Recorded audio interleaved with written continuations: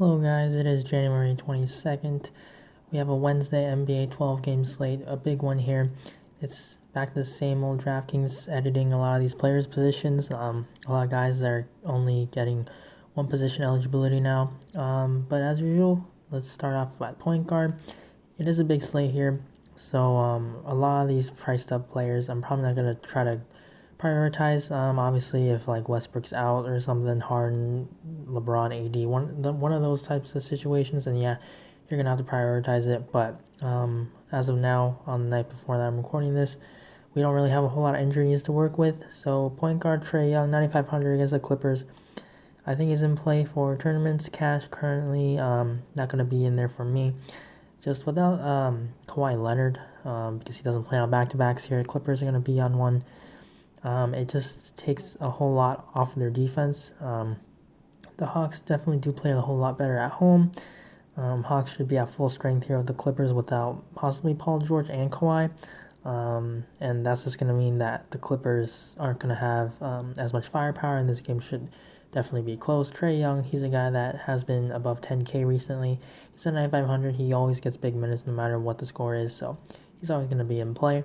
Next, D'Angelo Russell. He's 8K now against the Utah Jazz. Very tough matchup, but he's just getting a whole lot of shot attempts. It doesn't matter if Draymond's in or out. The offense is just going to go through D'Lo, and his price is still too low. He should be higher, high 8Ks, low 9Ks because of the shot volume that he gets. Only for tournaments probably, though, because the matchup is just a lot tougher than last time against the Blazers. Next, going to be Kemba Walker, 7,400. He is going to be probable against the Grizzlies. Very good pace-up matchup here. Playing at home, Jaylen Brown is currently questionable, so if Jaylen's out, then that's definitely a bump to the other Celtics guy, Kemba, Tatum, Hayward. But I think Kemba's in play here regardless of Jaylen Brown's status. It is a very significant pace-up spot, and Memphis, definitely their defense is nothing to be afraid of. Kemba's price is just very affordable, 7,400. He's a guy that's definitely going to play heavy minutes if the game is close, and we know the kind of upset that he has. Next, going to be Malcolm Brogdon, 7,100 against the Suns. Ricky Rubio's a good defender, but Brogdon always going to have a whole lot of upside just because he does a little bit of everything on the court. Going to be the main guy for the Pacers, always ball handling, and he's a guy that just definitely deserves to be priced higher than he is. He's a guy that definitely will play heavy minutes into the 30s, high 30s, if the game does stay close, and it doesn't really stand out, but I think as a cash play, you can definitely go to him. Next is going to be Kyle Lowry, 6,600, along with Fred VanVleet. Lowry's been back for a little bit while longer. Fred VanVleet, I think this is going to be like his third game back.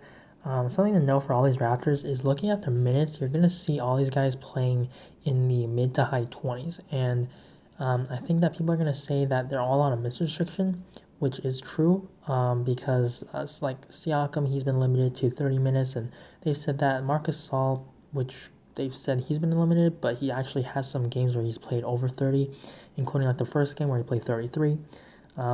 It's actually a lot of these minutes, the way that they've gone is because of how the game script has gone. If you look at January 15th against OKC, the Raptors, they didn't have Fred VanVleet back for this game yet, but this is the game where they went with Lowry. They went with the big lineup of Lowry, Anunoby, Siakam, Ibaka, and Gasol. So for this game, the Raptors pretty much led wire to wire, but the OKC Thunder kept it close enough that the Raptors had to still play all their starters. So for this game, you saw heavy minutes for a lot of these Raptors players.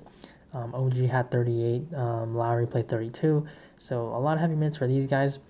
And then if you look at the 18th, they had more of a blowout, and they were leading around by like 5-ish points when the starters checked out, and the bench kind of just extended the lead. So they extended a point where they were up by 20, 22 even at one point.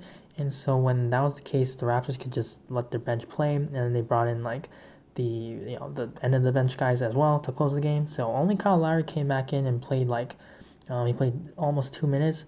So all these guys didn't have to play, and that's why their minutes are all in the 20s. VanVleet was only at 28.5. He definitely he got some run though with the bench unit, so that's where you saw the 29-minute game. And then for like Kyle Lowry, he's been back longer, so his minutes I would say are a lot safer than VanVleet. So I prefer Lowry over VanVleet for this slate. On the 20th, though, you saw that the way the minutes went, it was kind of the same thing like last game. The bench came in, they extended the lead, but then they gave up a big run actually, which the Hawks actually went on a 22 run, which forced some of the starters to come back in for like the last minute and 30, and that's why that some of these minutes were also down. So I would expect that these guys are definitely playing in the 30s in minutes, probably not like high 30s like Lowry was playing 40, because the Raptors are back at full strength now. But I think that the way that the prices are for all these Raptors, like all of them are under 7K against the matchup against the Sixers, who obviously they're a very good team, very solid defensively, even without Embiid, but they haven't been the same team when they're on the road. The Raptors are at home, and all these players are very underpriced that you don't need these guys to play their usual heavy minutes. And that's just something that you have to project. If you think that this game does stay close, which I think it does, you probably can get, a safe projection is like 32 minutes for Lowry, something like that. But it's Coach Nick Nurse. He's a guy that is not afraid to run his starters heavy minutes if this game is close. So you can definitely see them playing like close to 40 if you get lucky. And a lot of it is just going to be at the expense of these bench guys. So I think that there's a path for the Raptors to get a lot of heavy minutes for all these starters, but also you have to be safe in the projection. So I'd say, you give him probably like 30 at the minimum. But I think a lot of these Raptors are going to be in play for me. So I actually like a lot of them. And it is a 4 o'clock game, so you're going to know about any possible minutes restrictions. But on to other players not on the Raptors. Alfred Payton going to be more of a value play. He is still in the 5Ks, 5,600 against the Lakers. Dennis Smith Jr. is questionable, so if he's back, then that definitely is going to be a hit. But he's probably going to be a minutes limit. And then also Marcus Morris is questionable, so if he's out, then that's definitely going to be a usage bump for all these other Knicks stars. RJ Barrett's already out. And then Patrick Beverley, 5,400 against the Hawks. There's definitely some foul trouble risk. Beverley's just a guy that will foul, and he's going to be guarding Trae Young.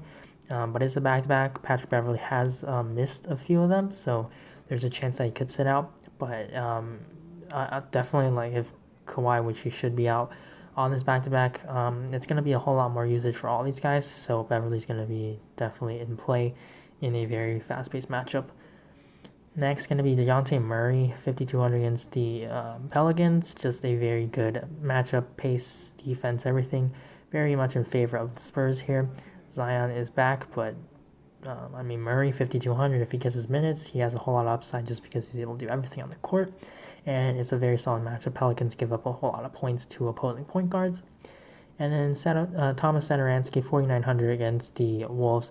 Shabazz Napier is not a good defender. He's undersized, and he's just not the type of player that definitely is known for his defense. So Sato, 4,900.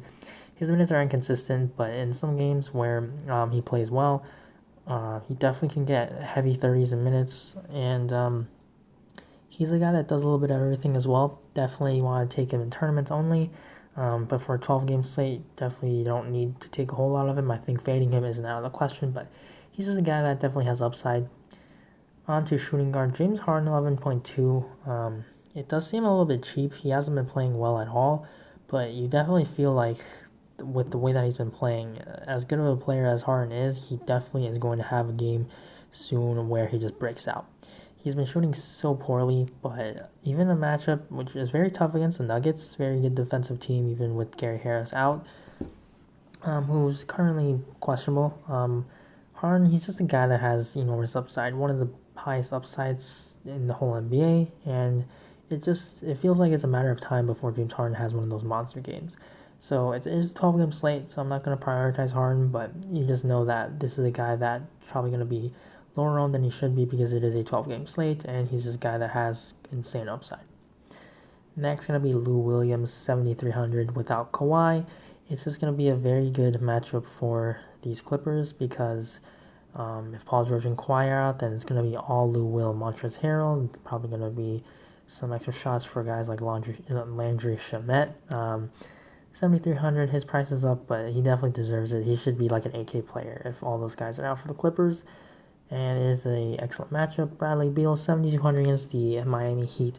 His minutes are a lot lower, but 33 is nice to see. It is a tough match against the Heat, very solid defensive team, but his price is just down a whole lot. Like, it's over $2,000 decrease, and This is a guy that we were paying 9K for. Obviously, the minutes are not there, but the price, it's already built in for that. So I think 7,200 you definitely can prioritize Bradley Beal because he's just cheap enough, and we know the Wizards they just rely on Bradley Beal a ton. Next, going to be Kendrick Nunn, 6,100 against the Wizards. Currently, the Heat are expected to have Jimmy Butler back, but Duncan Robinson is questionable, and Tyler Herro's minutes have been down. Justice Winslow's still out, so there's definitely some minutes still to go around for these Heats. Kendrick Nunn, he's just a player that is known for his scoring, but he's been getting peripherals as well recently, and he definitely plays a whole lot of heavy minutes. He is kind of scoring dependent still, but in a fast-paced match against the Wizards, that's just more peripherals for him to get, and the price is still affordable, 6,100. I don't think it's a priority play. You don't need to be jamming this guy in, but definitely he still has a whole lot of upside just because of raw scoring ability. And then next is Kevin Huerter, 5,300 against the Clippers. His price is going down now. He's had some so-so games recently. But even with Trae Young, John Collins healthy, this is a guy that definitely has upside. He's been playing very well this season, and he just hasn't been shooting well recently. So if we get a good shooting game out of him, just like a little bit better, like towards maybe, like 50-50, I think Kevin Huerter, 5,300 is definitely very affordable for this matchup. Next is going to be Jeremy Lamb, 4,600 against the Suns. I think on a big slate, you probably don't have to prioritize Jeremy Lamb. You probably don't even need to go to him in this matchup, but it just makes sense because 4,600, it is too cheap for a guy that definitely has upside. If he plays well, we know that he gets some heavy minutes, so makes sense. Aaron Holiday is also, I believe, questionable, so maybe somehow the minutes flow down to him, but that's probably more of a benefit for like Malcolm Brogdon, TJ McConnell. But those guys are definitely a little bit too thin for this slate. Next, Tyler Hero, 4,100.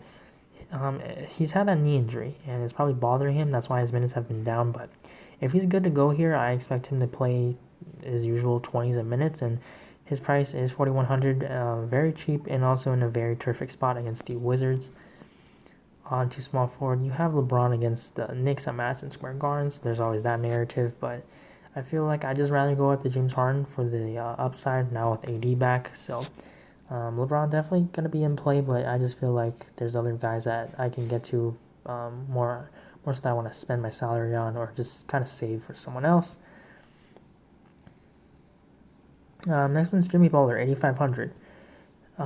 He's a guy that has a hip injury, but he is probable, and I think that it was just because of a back-to-back. I think it's perfectly fine here. It is a match against the Wizards, so I really do like that. His price is kind of, I don't think it's expensive, but I think it's definitely fairly priced.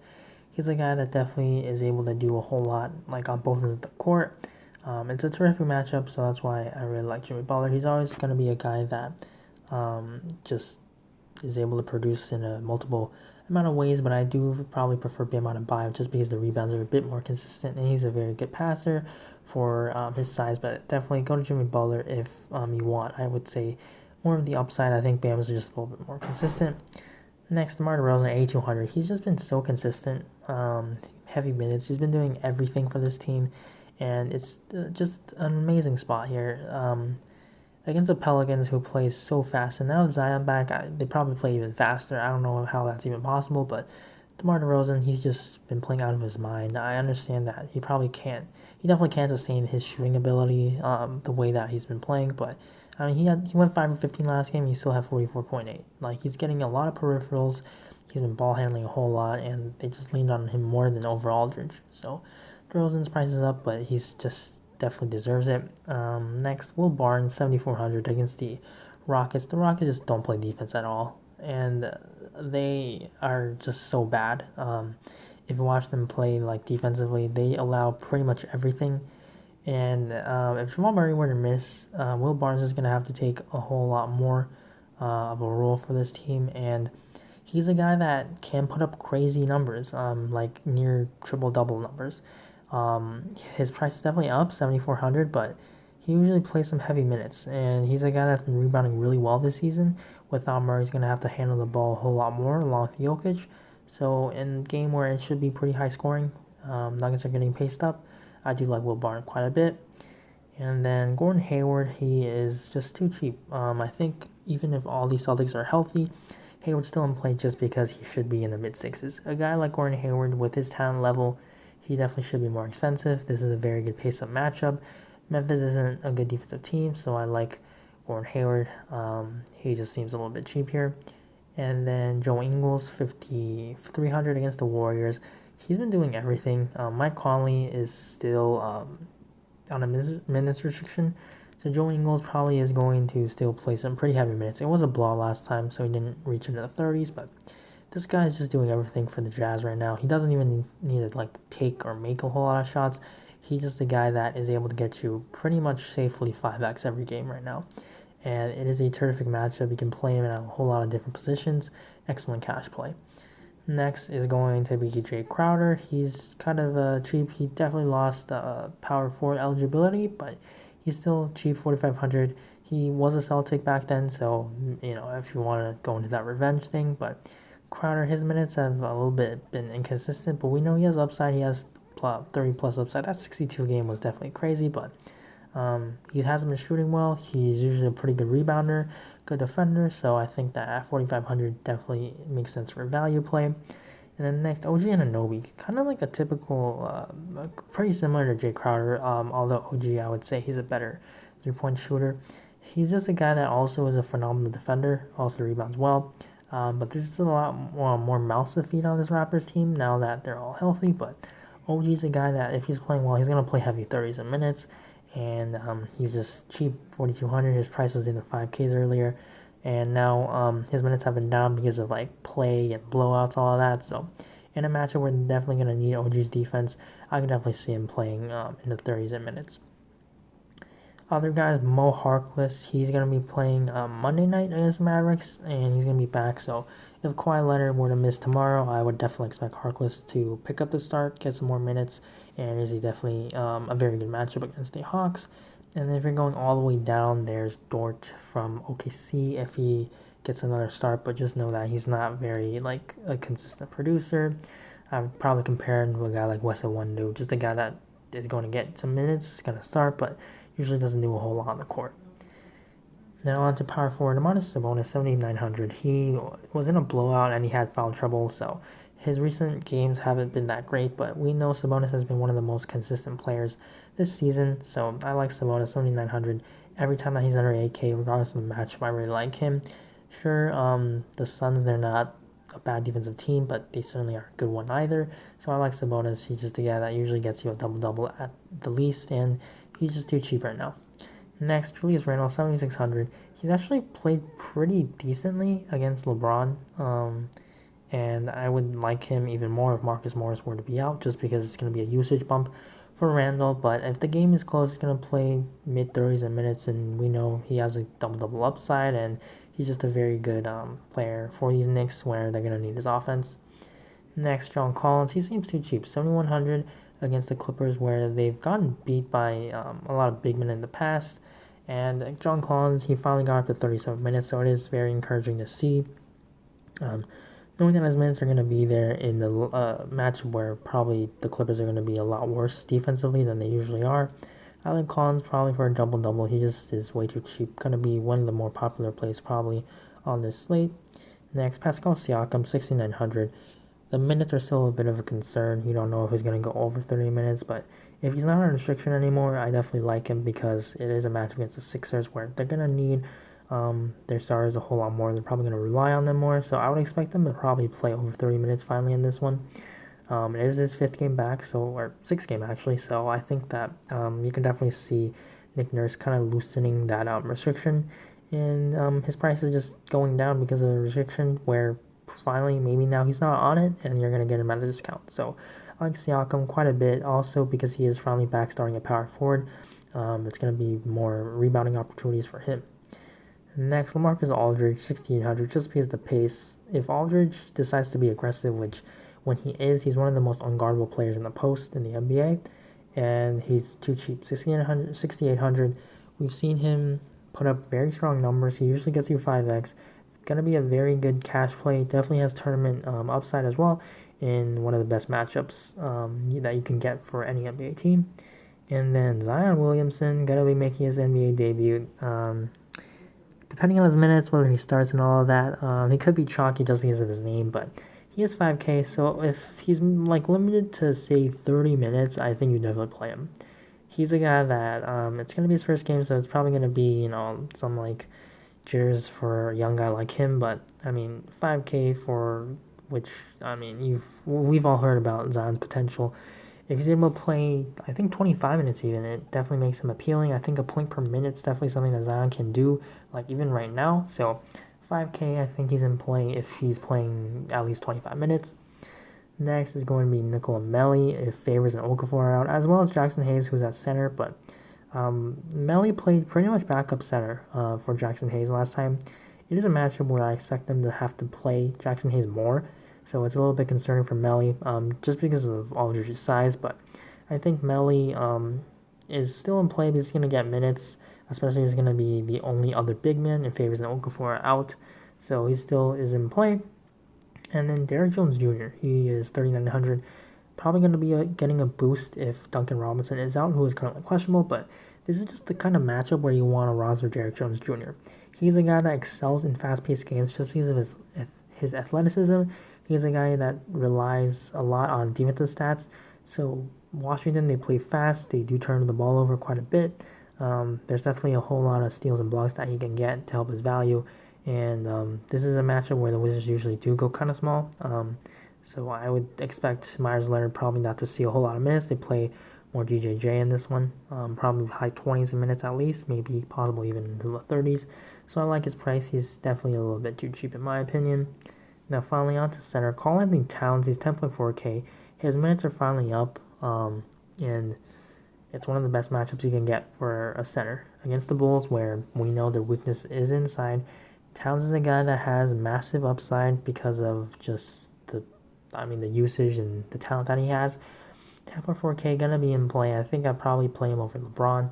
He's definitely very much in play now that we've seen him get 35 minutes last time, and now with a day of rest, I think just another game under his belt, gonna be a guy that I will have definitely some shots in tournaments. Next, Andre Drummond, 9,400, currently questionable, but the Kings, they have been killed by some centers. Mostly it's due to post-ups. Drummond doesn't have the best post offense, but he's a guy that definitely can just use his strength and bully guys inside. And Drummond, we know how great of a rebounder he is. He definitely has upside. He's 9,400, very much in play. The Kings have definitely played fast with Fox, and also Bogdanovich is back from injury, so definitely they can push the pace a whole lot more. Drummond also plays a lot better at home, so it is definitely a spot where Drummond could potentially have another good solid game. And then Nikola Jokic, 9.2K. He definitely plays better at home, but without Jamal Murray, he's just gonna have to do a whole lot more. And it's against the Rockets, a big pace-up spot for these guys. And also, as I mentioned earlier, the Nuggets defense, the Rockets defense, nothing to be afraid of. Jokic is going to play heavy minutes. They definitely need his offense without Murray, and it's going to be Jokic pretty much carrying, being the leader for this Nuggets team. Other guys, Rudy Gobert, 8,500. Price is going up, but he definitely deserves to be like a 9K guy. There's blowout concern, yes, but he's just been so consistent, getting you at least like 14 rebounds every game, blocking like 2 shots, and getting easy putbacks. So he's a guy that is very underrated. He can definitely just put up numbers with ease against the Warriors. Willie Cauley-Stein, nothing to be afraid of. I like him, even though he is 8,500.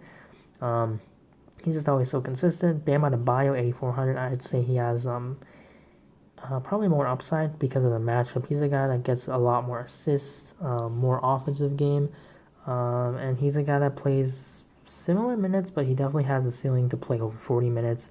And the Wizards, they're definitely a lot known for keeping games close, but also playing really fast and having a poor defense. Nikola Vucevic, 8,300. His price is still cheap in my opinion. He's a guy that has a whole lot of upside, like 60-point upside. Vucevic, he's always going to be the starting center. Definitely Khem Birch hurts his rebounding a little bit, but Vucevic, it's going to be very tough to fade him if you're playing multiple lineups, especially if Nerlens Noel and Steven Adams are both out. I think that even if they're both in, or one of them is in, you still got to take a shot on Vucevic just because of his upside, and he's too cheap. But If those guys are out, they're going to have to roll out like Mike Muscala. It's going to be a cake, just an easy matchup for Vucevic. So I really like him, especially if those big men for the Thunder are out. Other guys, Clint Capella, 7,500 seems a little bit cheap. He's just a guy that is always so consistent, getting like 15 and 15. And then Montrezl Harrell, 1,600 against the Hawks because Kawhi Leonard probably being out. It's going to be Lou Williams and Montrez in the pick and roll action. And Hawks play fast, no defense. Same thing with Lou Will. Very good matchup for him. And then other guys, Marc Gasol, 4,800. I can definitely see them giving Gasol more minutes in this one, and he's still too cheap. Like, even if he's limited at like 30, he's still in play because of his price. Al Horford's a very good defender. Both these guys are known for their defense, but they're also very good all-around fantasy producers. They don't need to be only scoring or something. Like, Gasol and Horford, they're not, the best rebounders, but they just do everything for their teams. And they're going to be needed for this one. They're going to probably be guarding each other a whole lot for this game, and it's going to be probably a very close game. So I like Gasol here, probably going to be needed out there to play like 30 minutes. Other guys, Nerlens Noel, 4,400. If Steven Adams is out, I'm going to really like Noel because he's probably going to have to play a whole lot of minutes. He just matches up a whole lot better compared to Mike Muscala when guarding Nikola Vucevic, and he's just too cheap because when Adams is out, Noel, even though he's hurt, he's a guy that gets just, a whole lot more minutes and also just going to be more productive because he's one of the most fantasy friendly productive players out there when he gets the minutes. Other guys I like, Ivica Zubac and Jackson Hayes. Zubac is 4,100. He's been getting more minutes recently. He's been playing a lot better, actually. He's just a guy that is going to be able to run the pick and roll, get some easy rebounds, block some shots. And on back-to-backs, he sometimes does get more minutes. And also, it is a very nice matchup for Clippers. And he's a guy that has upside. He's a guy that has double-double upside with blocks. So I like Zubac. He's cheap enough, 4,100. Definitely willing to take some shots on him. Jackson Hayes, 4K. Only going to play him if Favors and Okafor are both out. I think they're going to need a size. If Aldridge is going to be the starting center probably once again. And they're probably going to start Hayes at center if Favors and Okafor are out. And at 4K, they're going to need him out there to defend. Sure, there's foul trouble risk, but he's just 4K for any starting center who's going to get, like even 20s in minutes or something. There's always going to be in play. So very big slate here. I think my favorite play is going to be Kyle Lowry. A lot of plays that I like. Lou Will as well. And then Montrezl Harrell, only center eligible now. And then I think Gordon Hayward is just underpriced. And I'm going to put him power forward so I can put in Bradley Beal at small forward because he's also cheap. And I think Siakam makes sense as well. There's definitely enough salary to go around because of just how cheap these guys all are. I feel like a balanced approach is definitely more the way to go as of now. 12-game slate, though, so there's probably going to be more value that opens up. Other value guys that I like are like OG, Derrick Jones Jr. So those are guys that can plug in at utility move your lineup around, like Bradley Beal to the guard option, get an extra forward in there or something. So there's definitely a lot of plays in the 4K range for value as of now. So I don't think you need to go like all the way up. I feel like it's more of a mid-range slate as of right now. So these are my 6 favorite plays as of now. Big slate. So good luck on this one. If you guys enjoyed the video, please leave a like. Please subscribe to the channel for more videos in the future. And as always, you can leave a comment down below if you have any questions. And also, you can find me on Twitter at BobFalls. You can DM me at me on there, and I'll respond to you. I always love talking about DFS and NBA in general. So, again, good luck on this slate, and I'll see you in the next video. Bye.